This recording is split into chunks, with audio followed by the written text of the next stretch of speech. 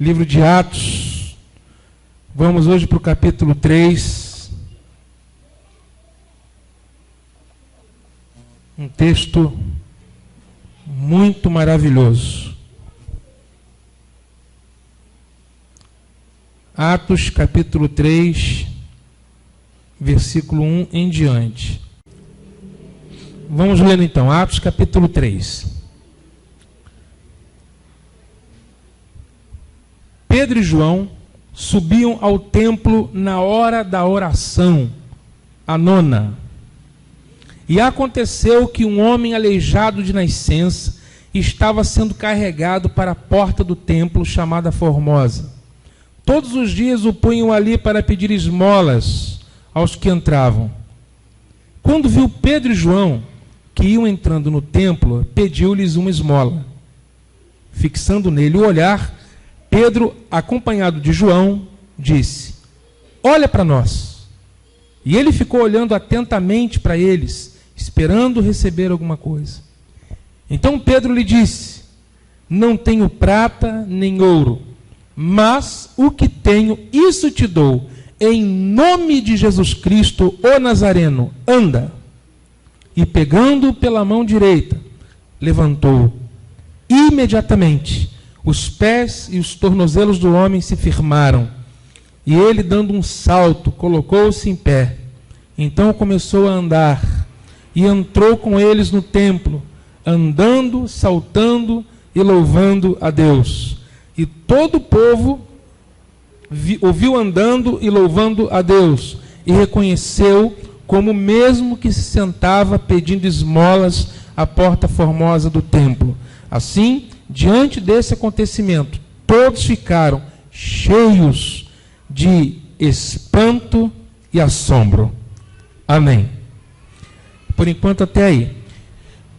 Hoje nós vamos entrar no capítulo 3 e vamos chegar, se Deus permitir, até o capítulo 4.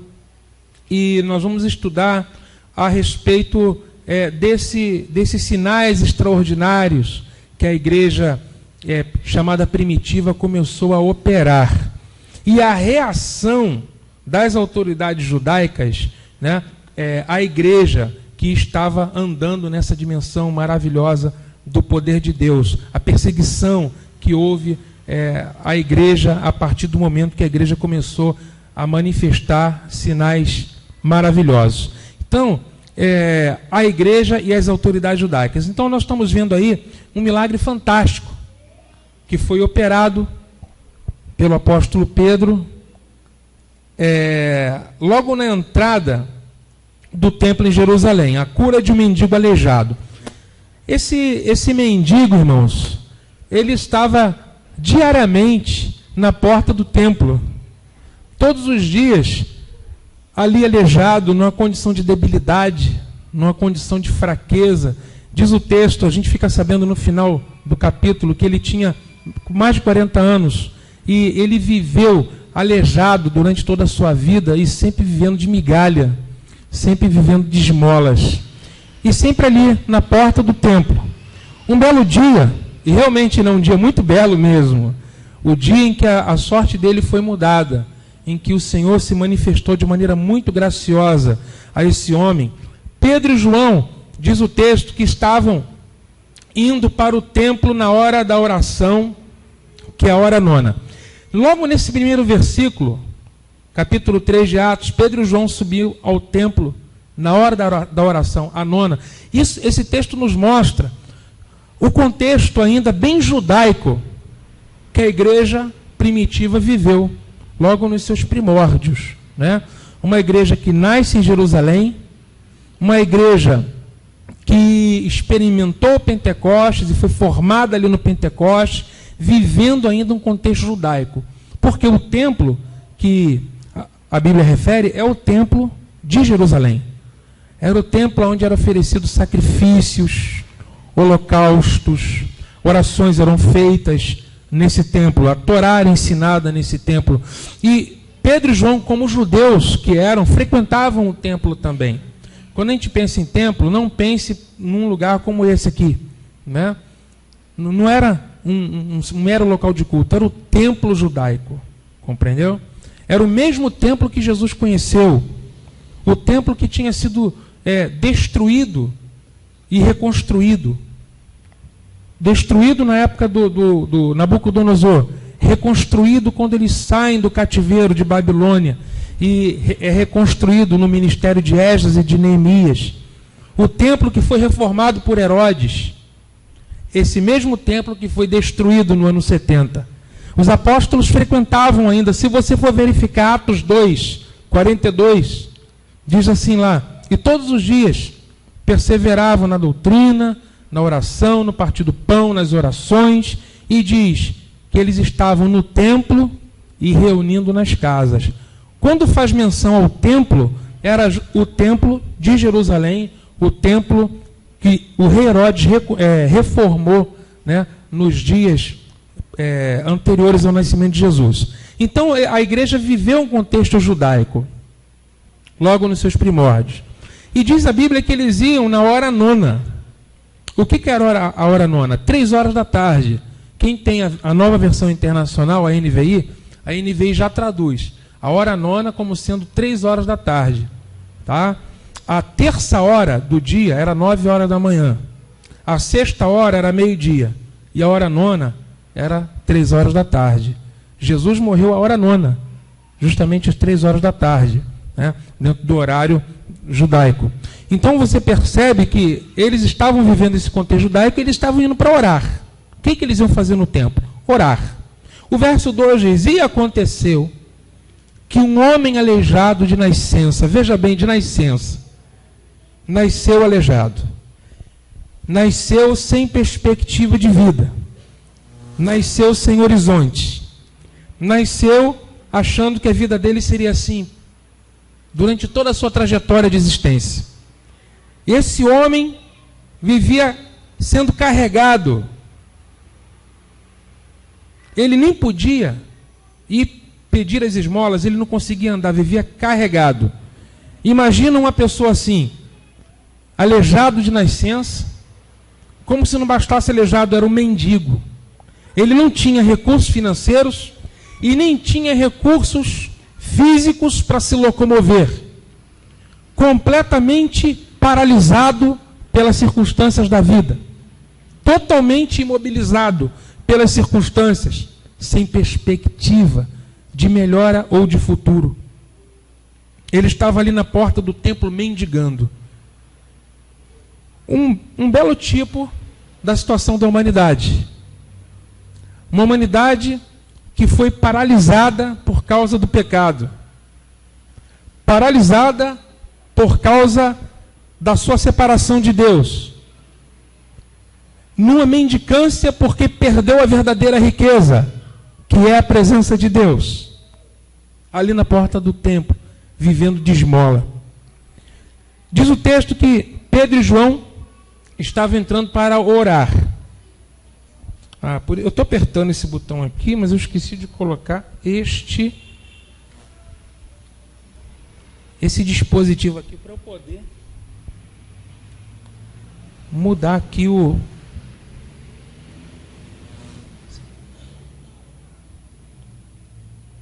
Você me ajuda aqui, Márcio? Para eu não perder aqui meu raciocínio.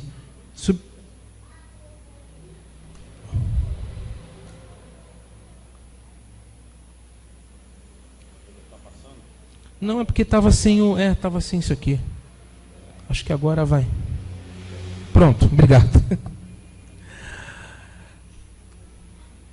Até que um dia Pedro e João estavam entrando pela porta do templo para orar e ele pede a esmola. Ele pede a esmola. Ele queria um pouco de dinheiro, umas moedinhas. E aí, queridos, Pedro e João olham para ele e diz o seguinte: nós não temos ouro e nem temos prata. O que ele queria? Ouro e prata. Mas ouro e prata não podem mudar a situação dele.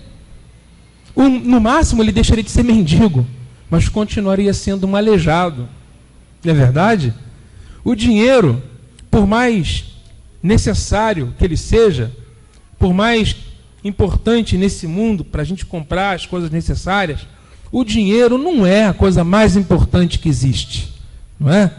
Existem coisas que são mais prioritárias porque dizem respeito à nossa vida na eternidade com Deus. E aí o que acontece? Ele vai pedir ouro e prata e o apóstolo diz assim, olha para nós. Gente, olha como a igreja de Cristo deveria se inspirar, como nós devemos nos inspirar no exemplo dos apóstolos. Eles não falaram, não olha para nós não, olha para Jesus. Eles falaram assim, olha para nós. Porque se o mendigo olhasse para eles, o mendigo encontraria Cristo. Há um erro muito grande da nossa parte quando a gente diz assim, não olha para mim, não, olha só para Jesus. Mas se Jesus não for revelado pela igreja, se Jesus não puder ser visto nos filhos de Deus, aonde Jesus vai ser visto mais na terra? Pessoalmente, Jesus está à direita de Deus, mas o Espírito de Jesus está na igreja. A presença espiritual de Cristo encontra-se com os seus seguidores. E os discípulos aprenderam isso, eles perceberam isso. Se nós não revelarmos Jesus para uma humanidade que está no estado de mendicância e de paralisia, os homens estão aleijados, irmãos. A alma humana está aleijada por causa do pecado. Domingo nós falamos de um aspecto desse aleijamento, que é o orgulho. O orgulho não aleija a nossa alma? É verdade. O orgulho deixa a nossa alma aleijada. E o Senhor quer nos curar. O Senhor quer nos levantar desse estado em que a humanidade se encontra. Então, olha para nós. Jesus deve ser visto na igreja. Deve ser visto em cada um de nós. Olha para nós. Ele olhou. E aí, você tem prata, você tem ouro para me dar? Perguntaram para Pedro. De que adianta a igreja ter ouro, ter prata, mas não ter o principal, que é a presença de Jesus? A igreja pode ter programa na televisão, ela pode construir catedrais, ela pode ter sites na internet, ela pode ter publicidade, ela pode ter marketing, ela pode ter conforto, ela pode ter tudo, mas se ela não tiver o principal, ela não tem nada. Ela pode dizer, rica sou e de nada tenho falta. E o Senhor ainda dizer, mal sabe que tu és miserável. Não é verdade, gente? O que nós precisamos é da presença de Jesus. Olha para nós, ele olhou. Não tenho ouro, nem tenho prata. Mas o que eu tenho? O que eles tinham? Eles tinham a presença. O que eu tenho? Eles tinham o verdadeiro ouro. O que eu tenho, eu te dou. De graça receberam, não cobraram nada. De graça receberam e de graça deram. Em nome de Jesus o Nazareno. Olha o poder desse nome, gente. Dito, pronunciado por alguém que tem fé. Ungido pelo Espírito de Deus. A energia que uma palavra dessa carrega. O poder, a dinamite espiritual. Não tenho nem ouro nem prata, mas o que eu tenho, isso eu te dou em nome do Senhor Jesus. Levanta e anda. E a Bíblia diz que eles estenderam a mão, o homem se levantou. Num salto. Aquela paralisia foi quebrada dentro dele. E ele se levantou e começou a louvar a Deus. E começou a glorificar o Senhor. E começou a celebrar na porta do templo, gente. Imagina, do templo em Jerusalém. A gente depois vai ver a reação das autoridades. Quando viram aquele milagre extraordinário acontecer. Que coisa linda e maravilhosa. A criação, toda a criação, está aguardando a manifestação da igreja. Quando a igreja expressar Cristo para o mundo. Quando a igreja for esse instrumento de cura. O que Pedro e João estavam fazendo na porta do templo? Sendo instrumentos de cura para pessoas que estavam paralisadas, sem esperança. Gente que estava com seus horizontes fechados. Naquele momento, Aquele homem foi restituído na sua dignidade, foi restituído nos seus sonhos, foi restituído na sua esperança. Num momento, querido, pela fé no nome de Jesus, algo maravilhoso aconteceu. Os apóstolos fizeram esse milagre extraordinário no nome de Jesus. E aí você vê que a igreja realmente foi comissionada a continuar a obra de Cristo. Amém, amados? Amém? Esse estudo é para a gente ver assim, qual é o nosso chamado? Para que Deus nos chamou? Deus nos chamou para sermos instrumentos de cura para um mundo tão necessitado da nossa presença. A igreja é aquela que continua o ministério de Jesus. A igreja, através do poder do Espírito Santo, continua a obra de Cristo. Cristo está onde? Assentado à direita de Deus. Onde Cristo está? Assentado à direita de Deus. Quem é responsável por continuar a obra de Cristo na terra? A igreja. Através da sua força? Não, através do poder do Espírito Santo. Veja que o paralítico andou, veja o versículo 8, o 7. E pegando pela mão direita, levantou. Imediatamente, os pés e os tornozelos do homem se firmaram. E ele, dando um salto, colocou-se em pé. Então começou a andar. Entrou com eles no templo. Eu fico imaginando essa cena. Andando, saltando e louvando a Deus no templo. E todo o povo o viu andando e louvando a Deus. E reconheceu como mesmo que sentava, pedindo esmolas à porta formosa do templo. Assim, diante desse acontecimento, todos ficaram cheios de assombro. Claro que juntou povo para ver aquilo, né? Com certeza. Se você conhece, por exemplo, é muito conhecido esse rapaz, né? Muito conhecido. Conhecido em Santa Catarina, conhecido lá no Muton, todo mundo sabe, todo mundo gosta dele. Em São Paulo, né? No dia em que acontecer um prodígio desse, um sinal extraordinário, você pode ter certeza que pessoas que nunca abriram o coração para o Evangelho vão abrir. No dia que acontecer uma coisa dessa, as pessoas vão ser tomadas de espanto e de assombro. E nós cremos que nosso Deus é poderoso para fazer.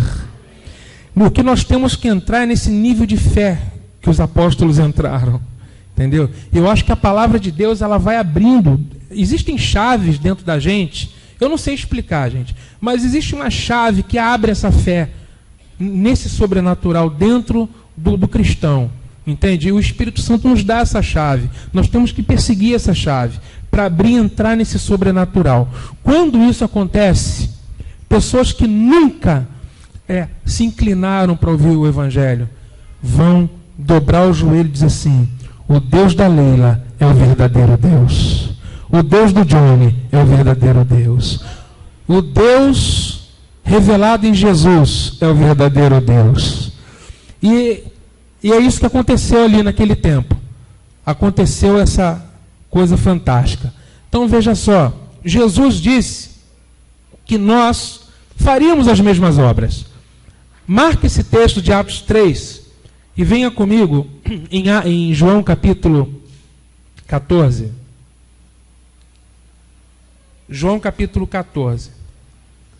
É um livro antes de Atos. Ali no versículo de número 12.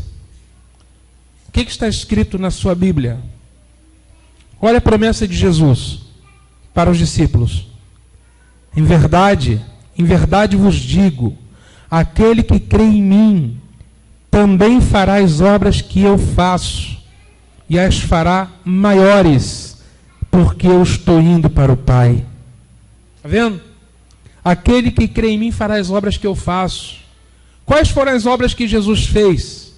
Jesus curou paralítico. Olha aí os apóstolos curando também. Que obras que Jesus fez? Jesus ressuscitou mortos. No livro de Atos você vai ver mortos ressuscitando através da ministração dos apóstolos.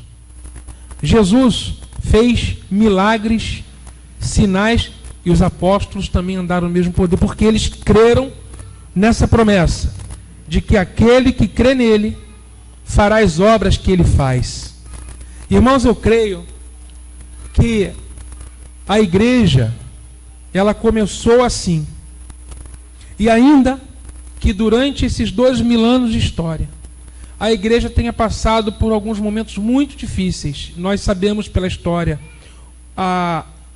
o catolicismo, né?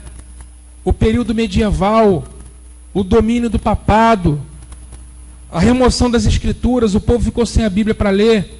O povo achava que comprando indulgências seria salvo. A igreja passou por períodos de trevas, mas Deus sempre esteve no controle. E Ele reservou o tempo em que a igreja seria renovada e restituída em todos esses sinais e maravilhas, que é justamente nesse tempo final, no tempo em que a igreja ela vai precisar vencer o anticristo. Nesses dias do fim, que precedem a volta de Cristo, a igreja ela vai ser restituída em toda a sua pureza, em toda a sua estatura, em todo o seu poder, porque a Bíblia diz que a igreja será santa, gloriosa, sem mancha, sem mácula, perfeita para o seu noivo. A igreja vai andar nessa dimensão. O corpo de Cristo na terra vai ser restituído nesse nível de autoridade.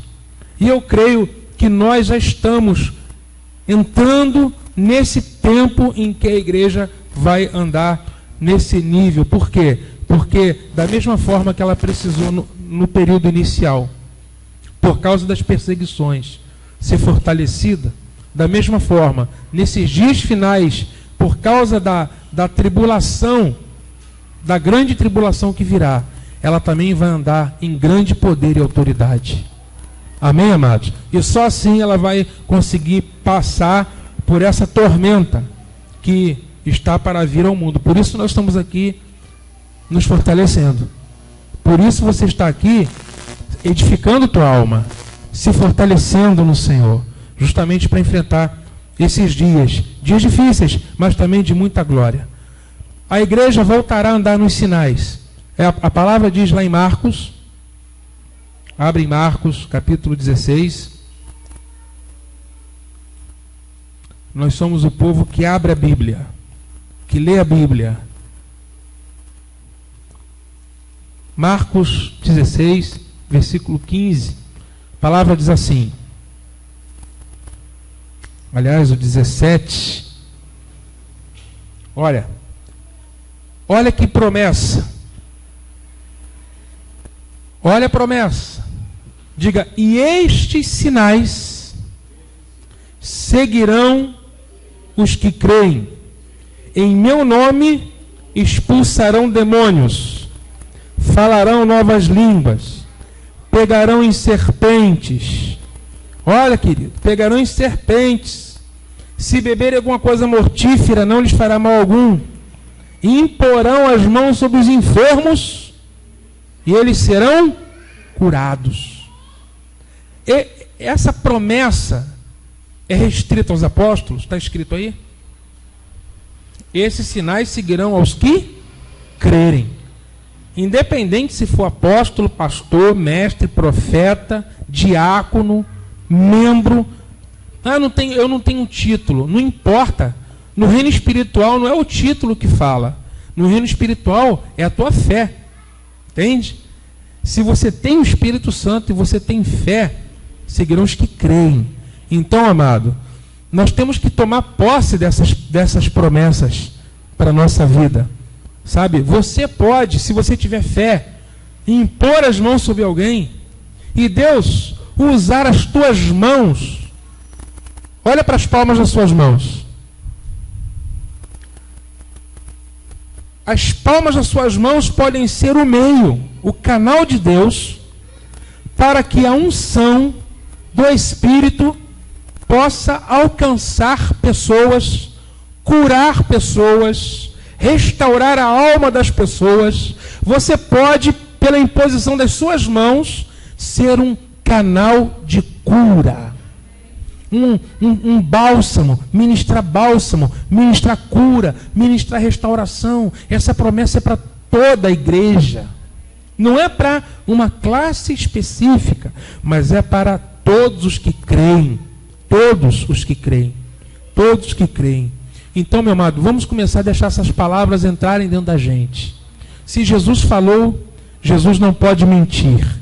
Se Jesus disse, Ele é verdadeiro.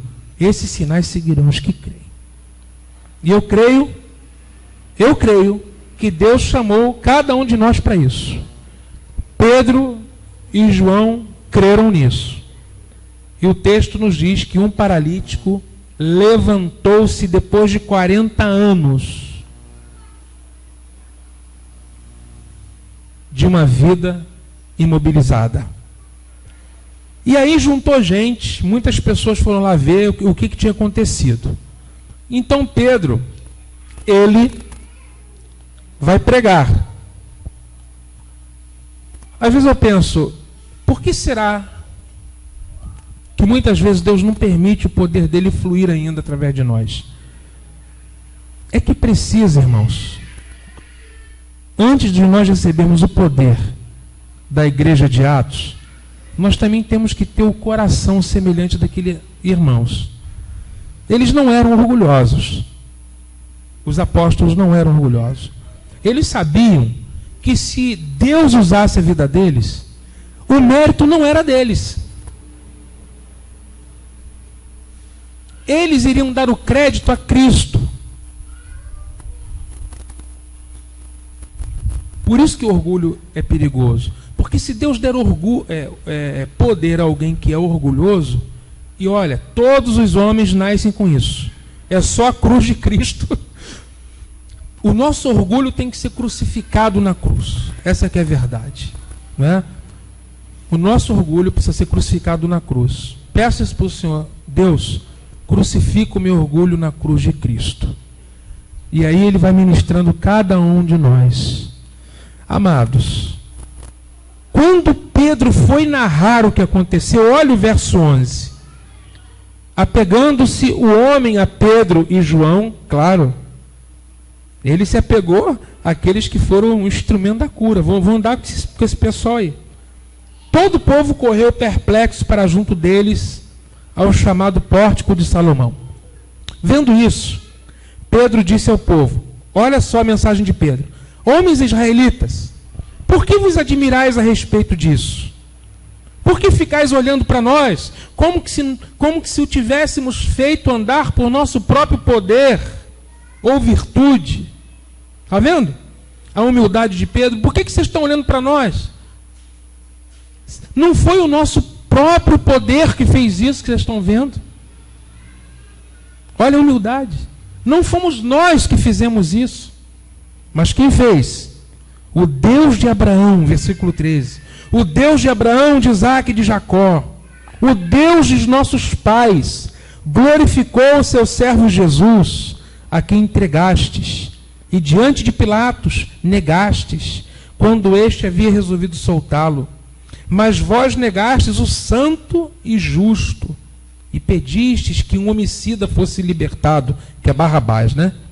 Matastes o autor da vida, a quem Deus ressuscitou dentre os mortos, e somos testemunhas disso.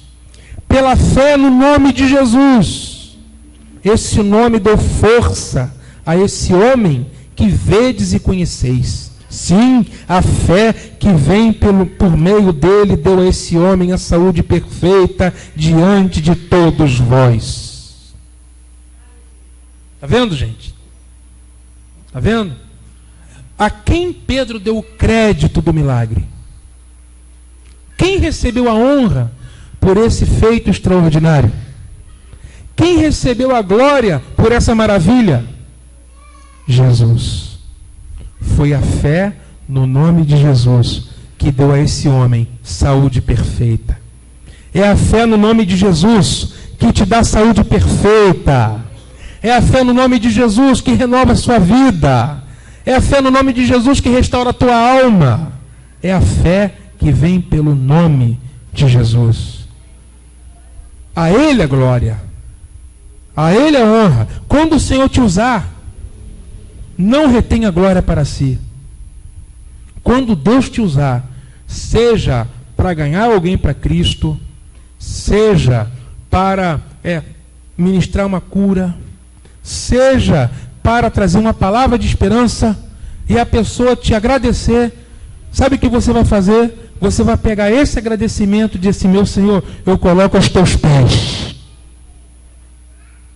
E é assim que a gente tem que ser, irmãos. Nunca reter a glória para si. A glória e a honra pertence ao Senhor Jesus. E aí, Pedro, no capítulo de número 3, versículo 17, diz assim: agora, irmãos, leia na sua Bíblia. Agora, irmãos, eu sei que o fizeste por ignorância, como também as vossas autoridades. Ele está falando para quem aqui? Ele está falando para o povo judeu. Vocês o entregaram por ignorância. Verso 18: mas Deus cumpriu o que antes havia anunciado pela boca de todos os seus profetas, que o seu Cristo iria sofrer. Agora, olha o chamado ao arrependimento. Eu queria chamar a atenção dos irmãos para uma coisa. Veja bem, o milagre, ele é importante.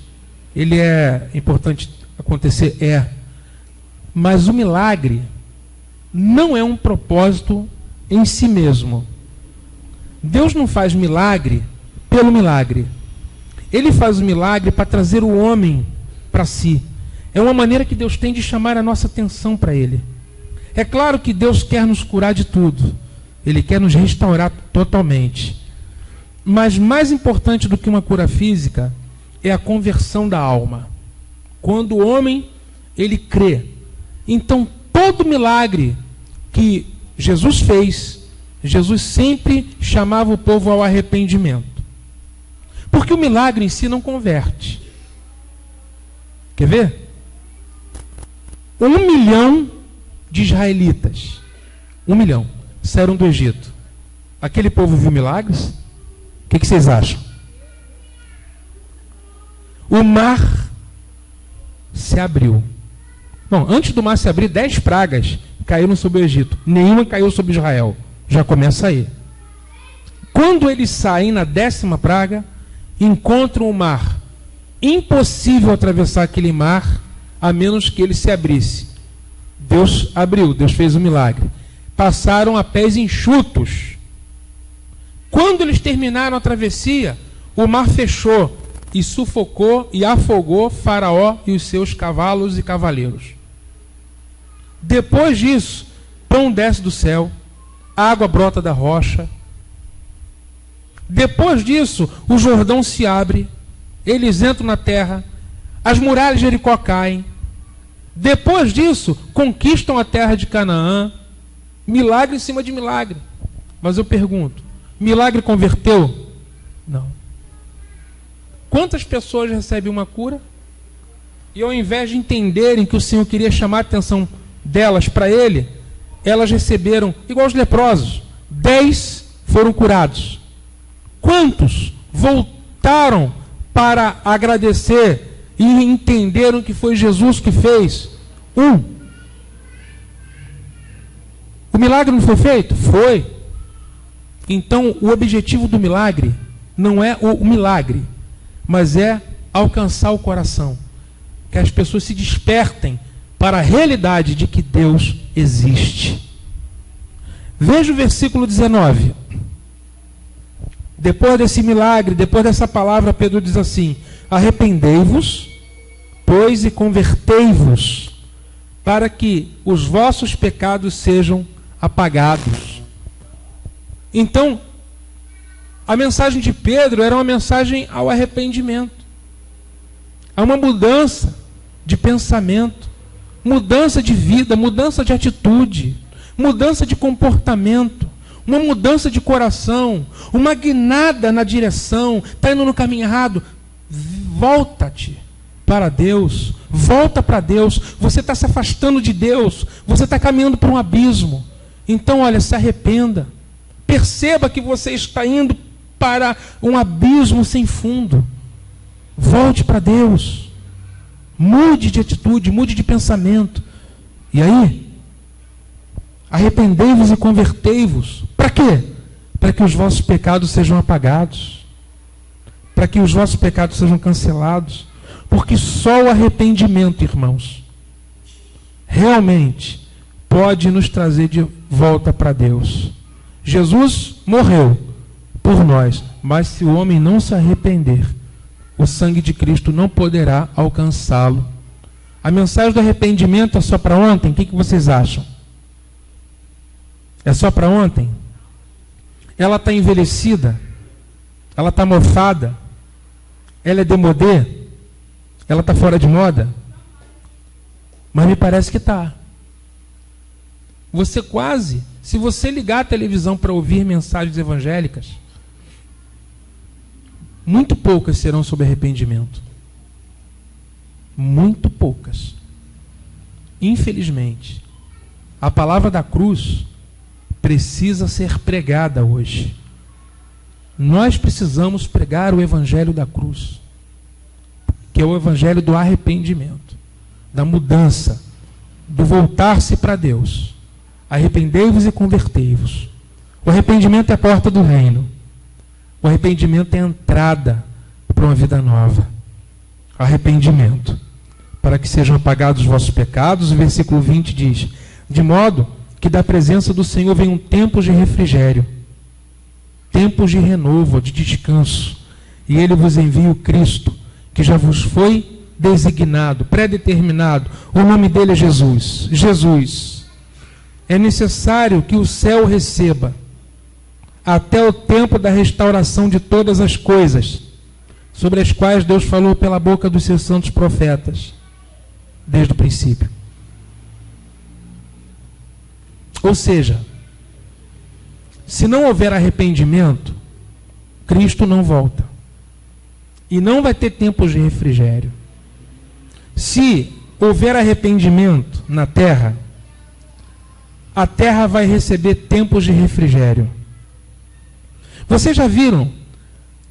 Lembram daquele versículo que disse: o meu povo, que se chama pelo meu nome, se humilhar. O que é humilhar? Vocês ouviram sobre isso no domingo. Cultivar essa humildade, onde você expressa toda a sua dependência de Deus.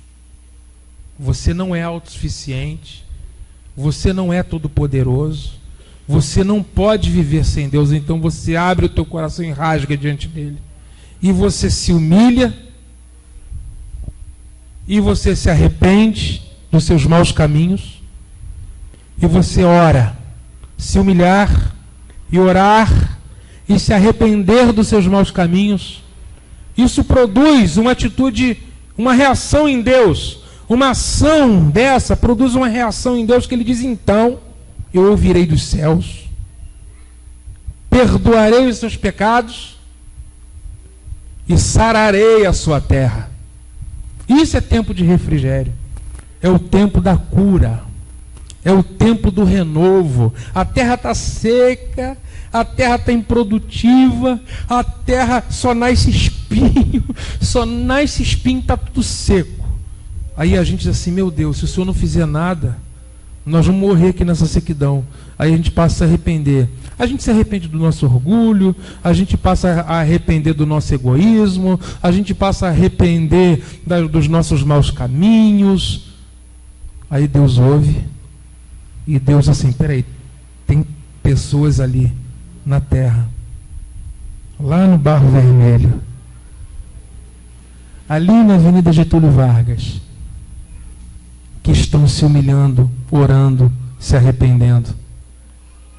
Aí ele ouve a tua oração. Aí Ele traz a cura para a nossa terra, a cura para a família. O tempo de refrigério vem. Arrependei-vos e convertei-vos. E diz o texto: e Ele vos envia o Cristo, que já vos foi designado, o Messias, Jesus, o qual é necessário que o céu o contenha. Jesus está lá, irmãos, contido pelo propósito do Pai, claro, contido lá no céu à direita do Pai. Ele não desce até um momento determinado. O arrependimento vai apressar a vinda de Jesus. O arrependimento é um povo que vai derramar o coração aqui na terra dizendo: Deus, nós não aguentamos mais viver desse jeito, a gente quer o Senhor aqui na terra com a gente. E Ele vem, Ele abre os céus, irmãos, e aquela palavra de Isaías se cumpre. Ó, se tu abrisses os céus e descesses, se os montes tremessem diante da tua presença, que como fogo derrete a cera, o Senhor vem se manifestar, e os teus inimigos, eles todos sejam dispersados, os inimigos sejam todos destruídos, e a tua igreja seja abençoada. O avivamento. Aí o texto diz: o céu o retém até o tempo da restauração. Vamos ler esse versículo 21 de novo. Atos 3:21. É necessário que o céu o receba. Receba quem?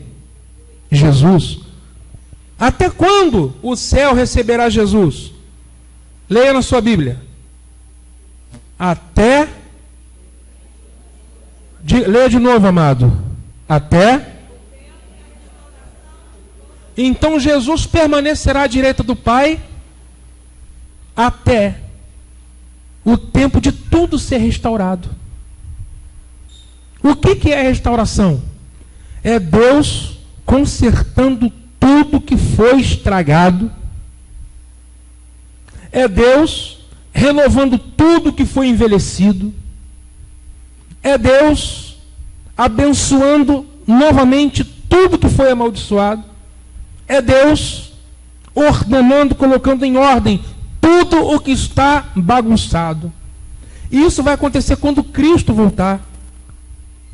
Restaurar é o quê? É tornar tudo ao seu estado quê? Original.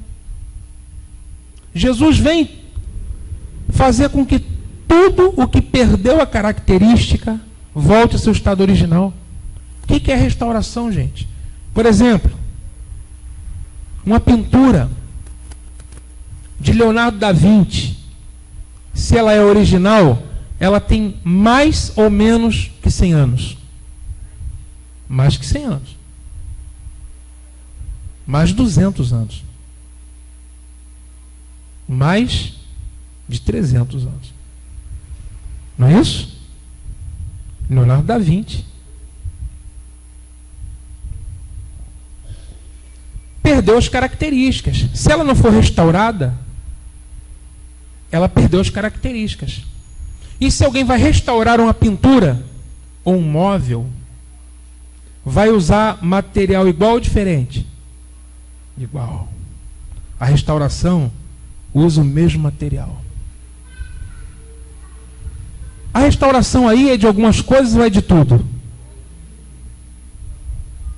Então não pense que Deus vai destruir tudo. Deus vai restaurar tudo. Romanos capítulo 8. Abra sua Bíblia em Romanos capítulo 8.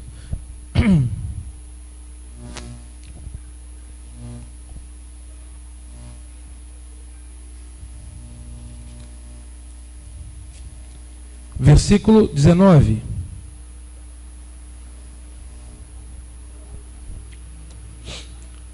A partir do 18, né? Romanos 8, 18. Esse texto é muito lindo e está em conexão com Atos 3, 21. Considero que os sofrimentos do tempo presente não se podem comparar com a glória que em nós há de ser revelada. Pois a criação aguarda ansiosamente a revelação dos filhos de Deus. Olha para mim. Quando a palavra fala de criação, está falando de toda a natureza criada. A natureza criada é o habitat do homem. E inclui o homem. É o habitat do homem e inclui o ser humano. Deus fez o universo. O universo era bom ou ruim? E viu Deus que tudo era bom. Criou o céu, é bom. Criou a terra, é bom. Criou os mares e os peixes, é bom. Criou os quadrúpedes e os répteis, é bom. Tudo é bom. Tudo que Deus faz é bom. O que tornou a criação maculada? O pecado. A rebelião. Primeiro, do Lúcifer. Antes do homem ser criado, já havia um rebelde no universo. A rebelião de Lúcifer se deu nos dias da eternidade. Antes do homem ser criado, já havia um rebelde no universo. Por isso que Deus falou: cultiva e guarda o jardim. Cultiva e guarda. Por que guardar? Por que guardar? Simples, porque alguém poderia roubar. Alguém poderia roubar. Existe alguém que é especialista em matar, em roubar e em destruir. Então, foi dito: cultiva e guarda.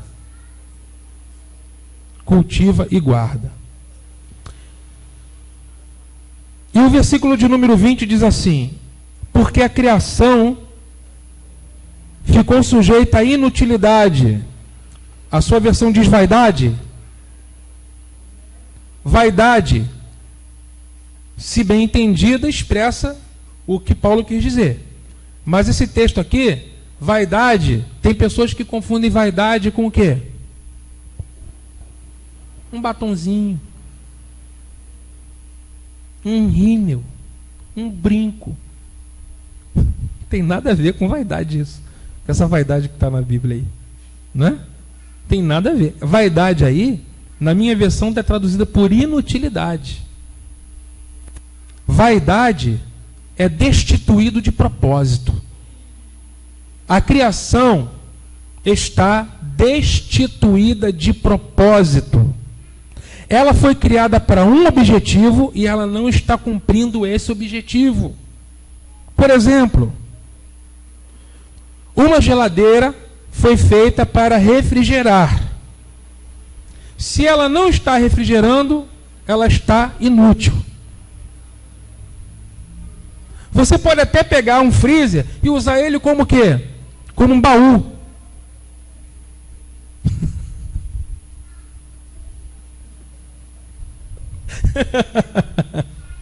É verdade ou não é? Você abre a tampa de um freezer e diz assim: vou jogar sapato velho lá dentro. Eu vou jogar as quinquilharias lá dentro. Aí eu pergunto: o freezer foi criado pelo seu fabricante com esse propósito? Não, né?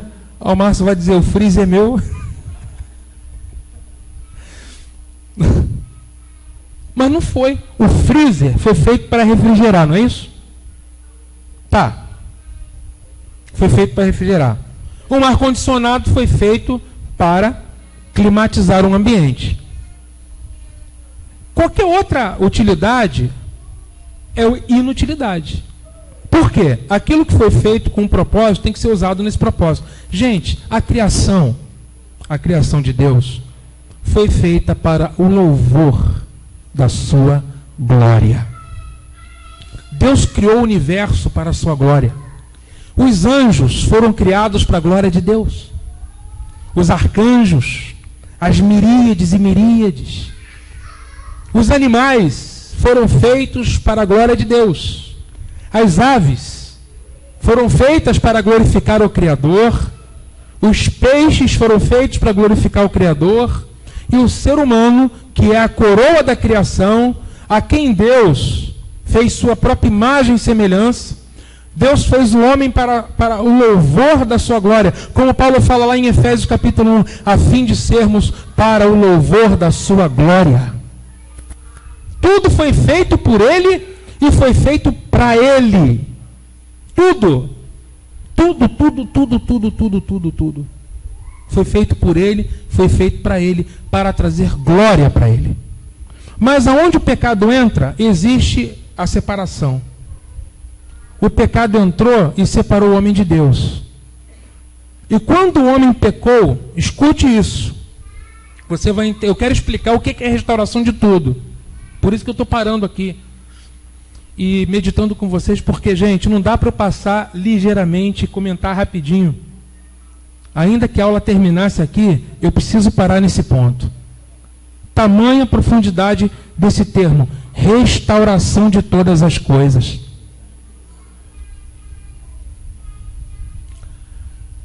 Quando o pecado entrou no Éden, ele já tinha entrado no universo, só que no plano espiritual. Na queda de Lúcifer, por causa do orgulho. A soberba entrou no coração dele e disse: eu vou colocar o meu trono acima do trono do Altíssimo.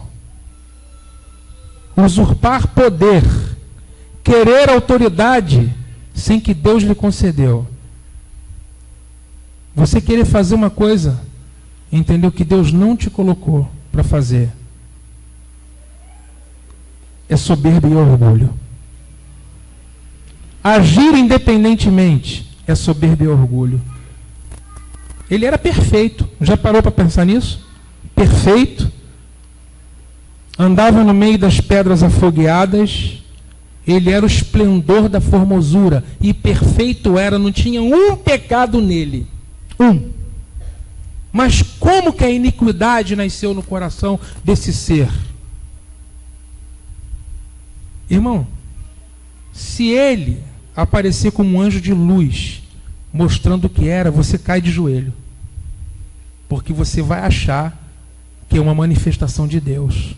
Tamanho esplendor que esse ser tinha. Mas a soberba entrou no coração dele.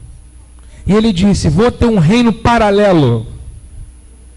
Vou ter um outro reino. E aí ele se precipitou. E quando Deus criou o homem, Deus falou para o homem: cuidado, cultiva e guarda o jardim. A responsabilidade da terra é do homem. Os céus são os céus do Senhor. A terra ele deu para o homem. E disse: cultiva e guarda. Irmãos, o homem não é dono da terra, mas o homem é mordomo na terra.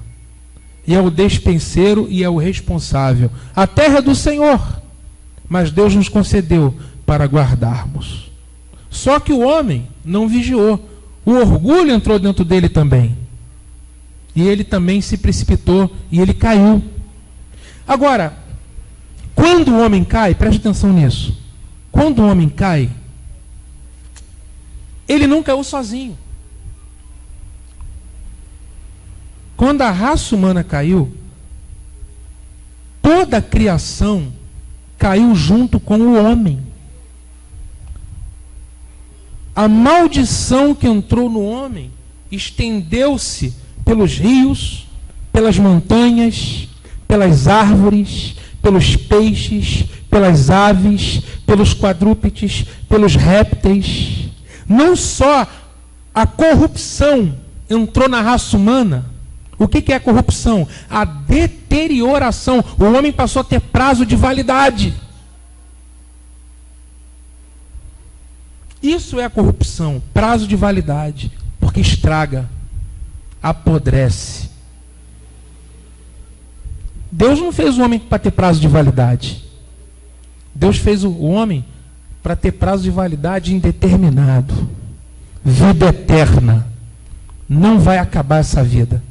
Mas quando o homem deixa a árvore da vida pela árvore do orgulho, que é a árvore do conhecimento do bem e do mal, a árvore da independência, da rebelião e da soberba, ele se separa de Deus e ele exclui Deus do seu universo.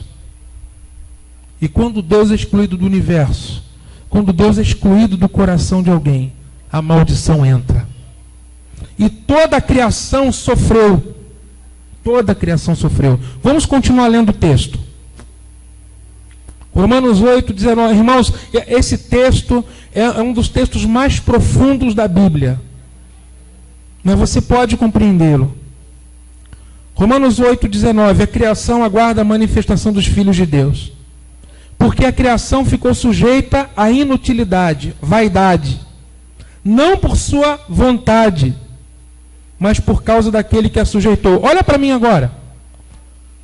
Quem que sujeitou a criação à inutilidade? Não. Foi um juízo de Deus.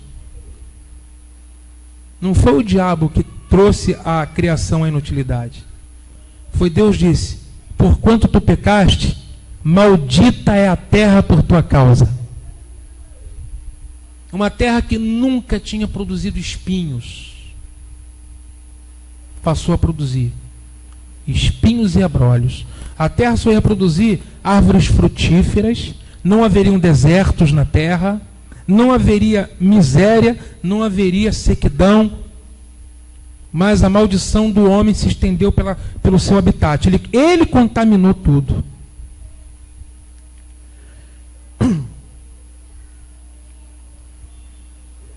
A terra passou a produzir espinhos. Você acha que é por acaso que a redenção que Cristo trouxe, ela também não se deu através da produção de espinhos? Só que o espinho, quem carregou o espinho foi o próprio Salvador. A coroa dele era de quê? De espinhos. O que significou uma coroa de espinhos na cabeça? Era Deus dizendo: a maldição que um dia eu lancei no Éden, eu a coloco sobre a cabeça do meu filho. Ali estava a base da troca. Ali estava a substituição do Calvário. A terra que foi amaldiçoada pelo pecado, uma vez que o Filho de Deus vem receber a culpa do pecado de todos, ele levou os espinhos que Deus lançou na terra sobre sua própria cabeça. Entendeu isso? É por isso que a cruz do Calvário, o sangue derramado nesta terra, é a base para a restauração de tudo. Porque a terra que foi manchada pelo pecado é a terra que é purificada pelo sangue do Cordeiro. O sangue do Cordeiro não caiu fora do universo, mas ele foi derramado dentro do universo criado por Deus. Entende isso? Aí o texto nos diz assim: a criação ficou sujeita à inutilidade, não por sua vontade, mas por causa daquele que a sujeitou, na esperança de que a própria criação será libertada do cativeiro da corrupção para a liberdade da glória dos filhos de Deus.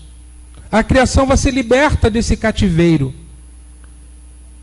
dessa escravidão chamada corrupção, deterioração. As árvores morrem, os animais morrem, os rios morrem, as aves, os seres, todos estão gemendo. Ninguém está glorificando a Deus nesse universo.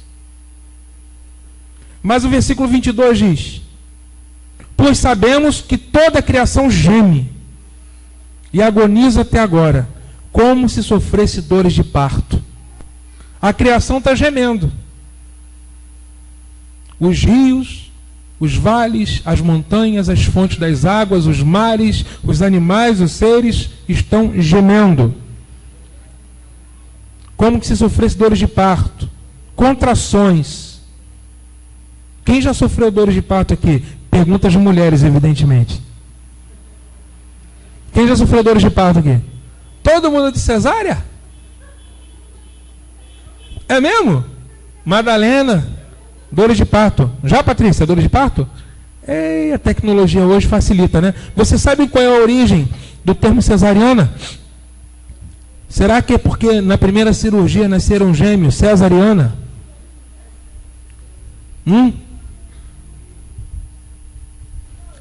Mas quem sofreu dores de parto sabe que são as dores mais violentas. Dores de parto?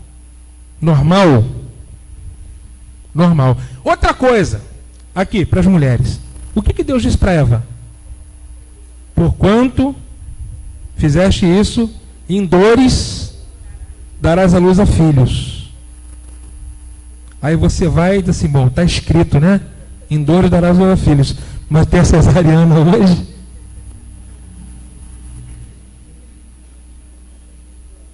Eu me lembro daquele caso, escuta aqui essa, gente. Teve um rapaz que foi, pediu, pastor, arruma um emprego para mim, pastor, você conhece aquele gerente daquele banco?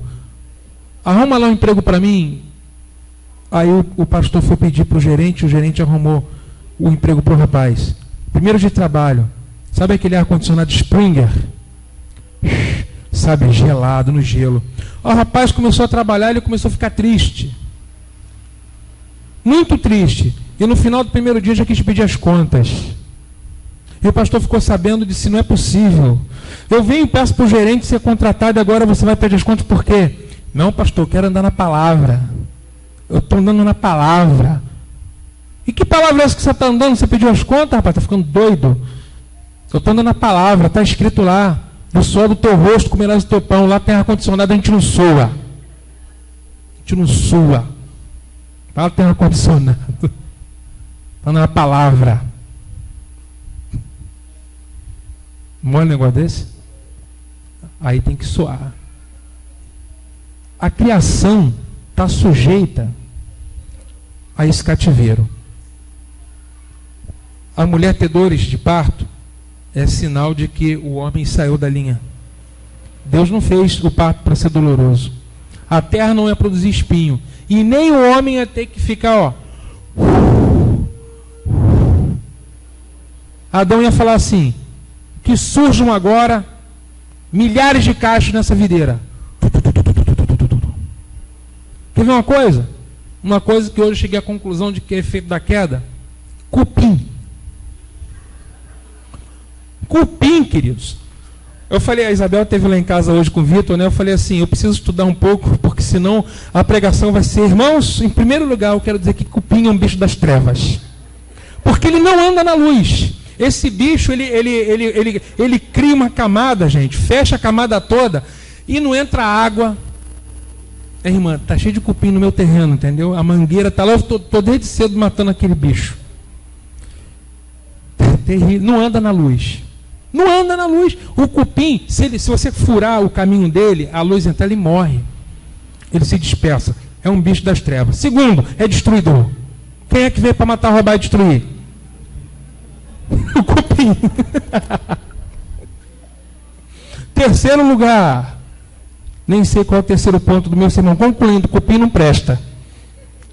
Cupim não presta. Por que o cupim... O cupim... Olha só, presta atenção. A gente está entrando na área. Por que existe cupim? Porque a gente está entrando aonde... Então é a ocupação desordenada das cidades. É isso. Você entra no espaço dele e ele reage. Ele precisa se alimentar. O cupim, originalmente, antes da queda do homem, ele tinha uma função de equilíbrio no ecossistema. Mas você entrou lá, acabou tudo. A criação está gemendo, gente. E eu estou gemendo junto, sabia? Estou gemendo junto. Olha só o que está escrito aqui, ó. Vocês estão rindo, hein? Veja o versículo 22. Pois sabemos que toda a criação geme e agoniza até agora como se sofresse dores de parto. E não somente ela, mas também nós, que temos os primeiros frutos, as primícias do Espírito, também gememos em nosso íntimo, aguardando ansiosamente nossa adoção, a redenção do nosso corpo. Irmãos, esse texto está dizendo que a criação está debaixo de um cativeiro de corrupção. A criação está debaixo da escravidão. A criação não está glorificando a Deus. Mas vai chegar um momento, agora eu quero voltar para Atos 3:21, que é o tempo da restauração. Aonde a criação, escute isso que eu vou te dizer, a criação Escute, viu, minha irmã? Deus não vai destruir a criação. Deus vai renová-la. Quem vai ser expurgado daqui é o mal, é o diabo, os demônios. E Deus vai renovar tudo. Todo o universo de Deus vai ser renovado. E todo o universo de Deus novamente vai glorificá-lo. Esse é o tempo da restauração. Compreendeu? Se cupim existir nesses dias, o cupim vai ser um aliado. O leão vai comer palha igual um boi. Já leu isso na Bíblia? A vaca e a ursa pastarão juntas. O lobo e o cordeiro andarão de mãos dadas. A criancinha vai meter a mão na cova do escorpião. E o escorpião vai fazer cosquinha. Não vai ter esse desequilíbrio da cadeia. A cadeia alimentar foi toda mudada. O instinto manso foi transformado em selvagem por causa do pecado. O universo, ele se tornou um ambiente hostil ao homem. Olha só que interessante. O universo, irmãos, Adão, Deus falou para Adão, Adão, o nome que você dá para os animais, esse é o nome deles. Adão iria governar pela palavra. Olha que interessante. Por isso que não é suor do rosto. Adão ia chamar a existência as coisas. E as coisas iriam acontecendo. Era o mundo espiritual e o mundo físico ao mesmo tempo. O que era o Éden? O Éden era o quê? O Éden era a terra revestida da presença de Deus. Em toda parte a presença de Deus. Na terra. Isso era o Éden. Quando o homem peca, essa dimensão espiritual sai e a maldição se manifesta. Estão entendendo isso? É por isso que Jesus vai restaurar tudo.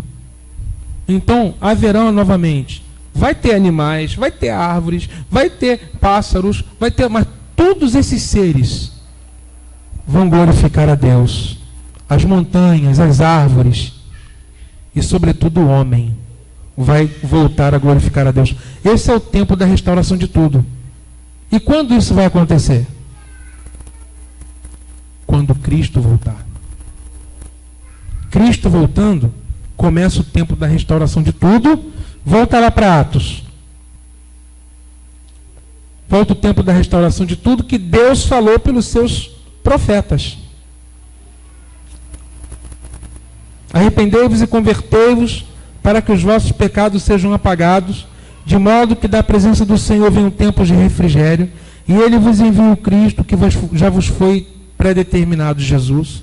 É necessário que o céu o receba até o tempo da restauração de todas as coisas, sobre as quais Deus falou pela boca dos seus santos profetas, desde o princípio. Todos os profetas falaram do reino de Deus. O tempo da restauração de tudo é o tempo da manifestação do reino de Deus em plenitude. 22. Pois Moisés disse: o Senhor vosso Deus levantará dentre os vossos irmãos um profeta semelhante a mim. A ele ouvireis em tudo que vos disser. E acontecerá que toda pessoa que não ouvir esse profeta será exterminado dentre o povo. Quem é esse profeta, gente? Jesus. Essa profecia está lá em Deuteronômio 18, versículo 15. Moisés disse que Deus levantaria um profeta semelhante a ele. E que esse profeta deveria ser ouvido. E quem não ouvisse esse profeta seria exterminado do povo. Esse profeta é Jesus de Nazaré. E todos os profetas falaram desde Samuel, e os que sucederam depois anunciaram esses dias. Vós sois os filhos dos profetas e da aliança. Está muito falatório aí. Sei que é um pouco difícil segurar a garotada, mas vamos ver se a gente consegue. Vamos tentar.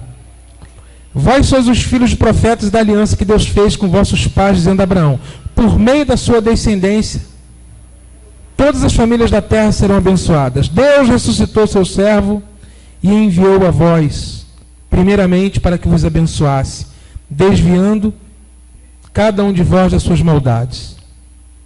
Enquanto eles estavam falando ao povo, gente, olha só, Vamos voltar aqui para você se situar, porque eu dei uma volta, eu fui lá no Éden, né?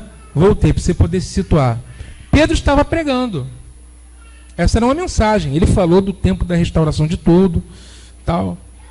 Enquanto Pedro estava falando, chegaram algumas pessoas. Quem? Os sacerdotes, os saduceus. E eles não gostaram da mensagem de Pedro. Porque Pedro falou de ressurreição. Pedro falou da restauração de tudo no mundo vindouro. E os saduceus não acreditam na ressurreição. E quem eram os saduceus? O sumo sacerdote era saduceu. Compreendeu? Os oficiais do templo eram saduceus. E eles não gostaram dessa mensagem. E aí acontece um problemão, gente. Um problemão. Enquanto eles estavam falando ao povo, chegaram os sacerdotes, o capitão dos guardas do templo e os saduceus. Muito incomodados, porque os discípulos ensinavam o povo e anunciavam em Jesus o quê? A ressurreição dentre os mortos. Então, os prenderam e os colocaram na prisão até o dia seguinte, pois já era tarde. Contudo, muitos dos que ouviram a palavra creram, e o número de homens que creram aumentou para quase 5.000. No dia seguinte, reuniram-se em Jerusalém as autoridades, os líderes religiosos e os escribas, e também o sumo sacerdote Anás, Caifás, João, Alexandre e todos os parentes do sumo sacerdote.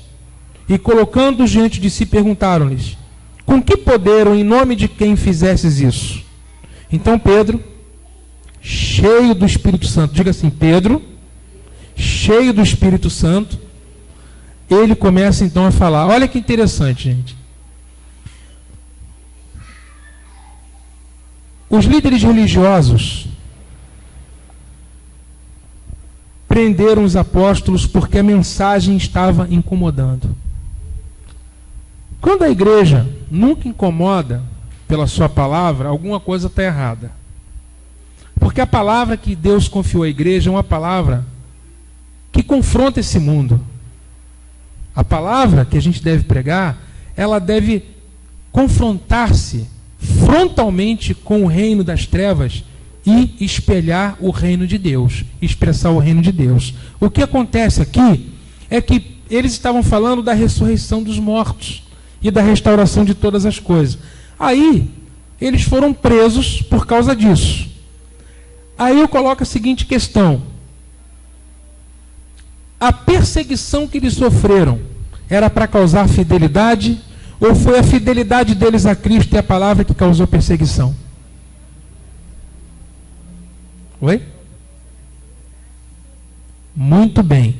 Abra lá aquele texto, 2 Timóteo 3,12. 2 Timóteo 3,12. Eu gostaria que os irmãos lessem esse texto.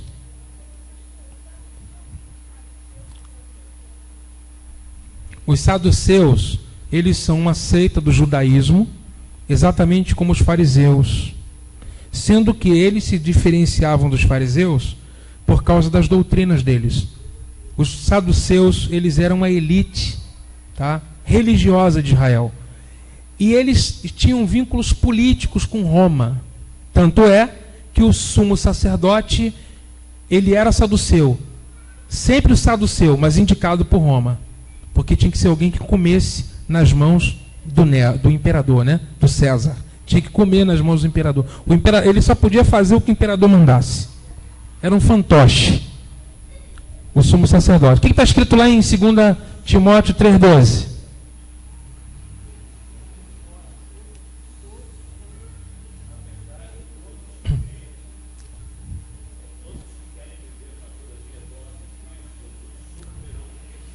Todos os que querem viver uma vida como?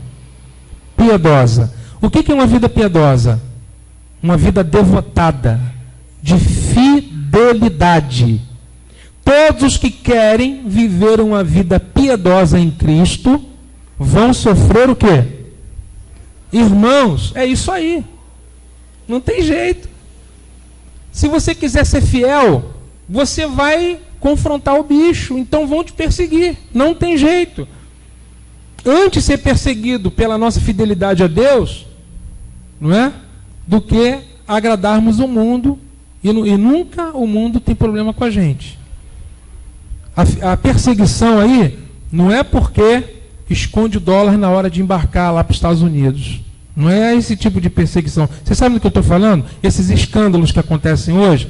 A perseguição aí não é pelo fato de você sonegar o imposto. A perseguição aí é pelo fato de você ser justo, fiel a Deus. Aí vem e persegue. A igreja que vai ser perseguida no tempo do fim é a igreja fiel. Deus não vai dar perseguição para a igreja ser fiel, mas um remanescente fiel da igreja vai ser perseguido. Para os irmãos terem uma ideia, o Supremo Tribunal Federal, nesta semana que passou, não sei se vocês acompanharam, o ministro, né, eles aprovaram, tá bom, uma série de questões com respeito à união homoafetiva. Leia-se entre homossexuais, entre lésbicas, ou seja, vai poder participar da pensão, vai poder participar dos direitos do que o outro conquista, partilha de bens, ou seja, já é reconhecido como entidade familiar, como uma união entre um homem e uma mulher. Se o Estado reconhece, as escolas vão ter que ensinar, porque as escolas não vão poder contrariar a Constituição. E eles invocam a Constituição, a liberdade de consciência, a liberdade, né, moral do ser humano de poder fazer suas escolhas. E a escola vai ter que ensinar. Aí você ensina para os seus filhos assim, olha, menino é menino, menina é menina. Né? Não dá certo. Né? Homem com homem é lobisomem. No meu tempo era assim. Mulher com mulher é jacaré. Não é assim? Então, ó, o Papai do Céu fez tudo direitinho, tudo certinho. E você vai incutindo isso na criança. Né? Vai incutindo, vai incutindo, vai incutindo. Então vai sedimentando isso. Né? 2, 3, 4 anos, aí vai para a escola. Aí chega na escola, aí a professora começa a falar diferente. Né? Comenta, por exemplo, que no último final de semana foi no casamento de João e do Pedro. Como? João e Pedro se casaram, ai que casal lindo, maravilhoso, João e o Pedro, né? A lua de mel vai ser no céu, como uma coisa normal. As escolas não vai poder, porque senão vai cair, né, naquela questão da PLC 122, como é que é o nome que eles estão usando? Me ajuda, gente. Oi?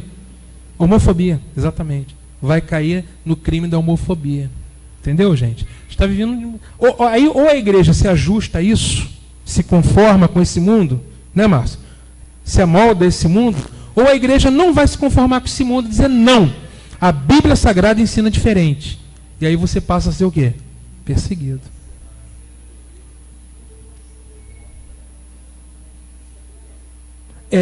A igreja católica, né? Não, a gente precisa reconhecer que os católicos têm sido muito aguerridos nesse particular aí. Eu até passei para o Márcio, um instituto está fazendo, um instituto está coletando assinaturas, Plínio Correia, né, aquele instituto. Eles têm te mandado e-mails. A gente assinou, né, digitalmente um abaixo-assinado contra isso, contra essa lei. Eles estão coletando para poder fazer uma pressão, né, no Congresso Nacional. Mas, gente, olha só, presta atenção, a nossa presidente quer. O Lula ligou para o presidente do GLBT parabenizando pela vitória que eles tiveram agora semana no Superior Tribunal Federal. Quer dizer, se os dirigentes desse país, né, estão apoiando, você está entendendo? A coisa, olha, uma coisa assim inacreditável, um outro aspecto.